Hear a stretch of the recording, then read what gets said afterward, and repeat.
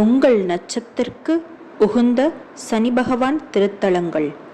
ஓமாம் புலியூர் ரேவதி நட்சத்திரம், திருக்குள்ளிக்காடு திருவாதிரை நட்சத்திரம், திருவனைக்காவல் சுவாதி நட்சத்திரம், சோழவந்தான் விசாக நட்சத்திரம், திருப்பரங்குன்றம் ஆயுள்ய நட்சத்திரம், திருச்செங்கோடு சதயம் நட்சத்திரம், கொடுமுடி அவிட்ட நட்சத்திரம் ஆகியவையும் சனி பகவானின் அருளை தரும் தலங்கள் ஆகும்.